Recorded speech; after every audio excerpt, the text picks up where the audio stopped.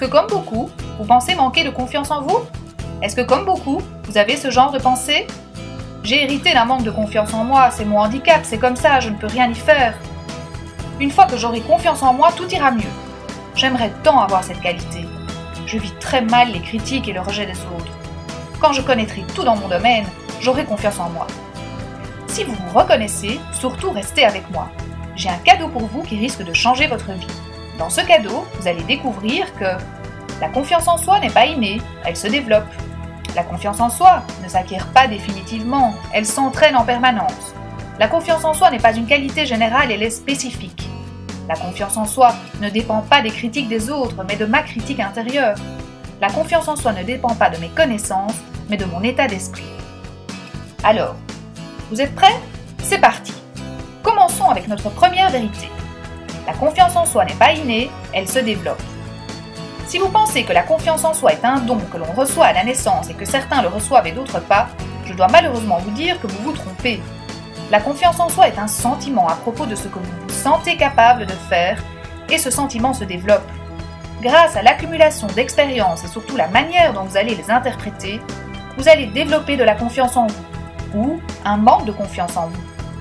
Bien sûr, lors de vos premières expériences en tant qu'enfant, l'attitude de votre entourage aura une certaine influence.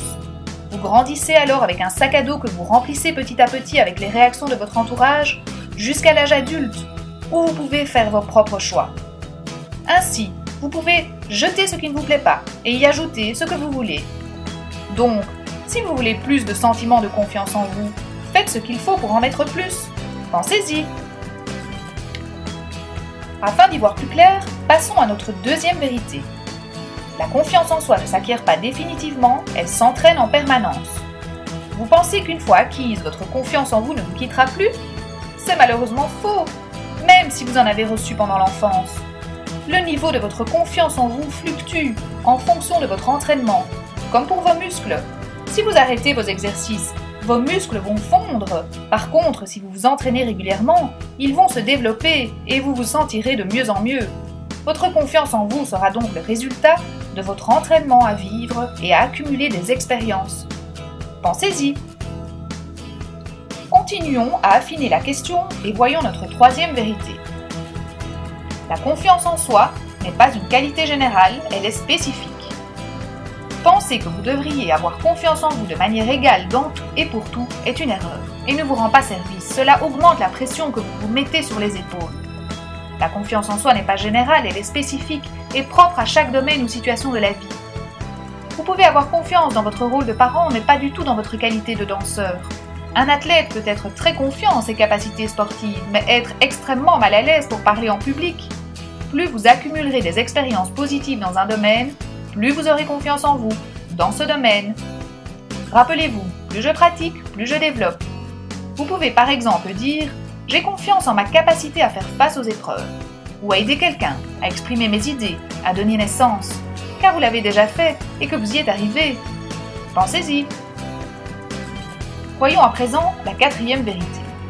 La confiance en soi ne dépend pas des critiques des autres, mais de ma critique intérieure. Se faire critiquer, juger, moquer, rejeter, c'est sûr, personne n'aime ça. Par contre, l'attitude des autres n'a rien à voir avec votre confiance en vous, ou plus précisément, comme nous l'avons vu dans la troisième vérité, avec votre confiance en votre capacité à faire face à l'attitude des autres. C'est votre critique intérieure, vos pensées sur vous-même et vos attentes vis-à-vis des autres qui vous gâchent la vie et dégonflent votre confiance. Si vous vous dites « mes idées sont nulles, j'ai l'air moche, je ne sais pas m'exprimer », pourvu qu'ils m'invitent, vous agirez en fonction de cela et vous vous condamnez à échouer. Alors, pour développer cette confiance-là, vous devez apprendre à gérer vos pensées et à vous affranchir du regard des autres, pour devenir un critique constructif de vous-même et vous sentir bien. Pensez-y. Et nous voici déjà arrivés à notre cinquième et dernière vérité. La confiance en soi ne dépend pas de mes connaissances, mais de mon état d'esprit. Comment? Mais non, pour que j'ai confiance en moi, il faut que je connaisse un tas de choses, que j'étudie, que j'apprenne. C'est faux. Saviez-vous que la confiance en soi des étudiants à l'université diminue au fur et à mesure qu'ils avancent dans leurs études? C'est parce qu'hélas, ils accumulent les connaissances et pas les expériences. Rappelez-vous, plus vous accumulez des expériences dans un domaine, plus vous avez confiance. Et pour avoir des expériences dans un domaine, Il faut passer à l'action, essayer, oser, expérimenter et recommencer encore et encore. Tout le monde a peur avant une première fois, car c'est l'inconnu. Nous verrons d'ailleurs lors de votre prochain cadeau comment fonctionne le stress. Par contre, si vous y allez en vous disant « j'ai les ressources pour faire de mon mieux et j'apprendrai de mes erreurs », vous aurez emporté avec vous un bon goût de confiance en vous. Pensez-y.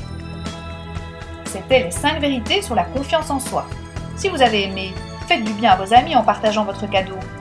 Et avant de vous saluer, nous aimerions savoir ce qui vous stresse le plus à l'approche d'une première fois. Pourquoi et de quoi vous auriez besoin pour vous sentir mieux. Laissez-nous un commentaire juste en dessous. Merci et à bientôt pour toute la vérité sur le stress.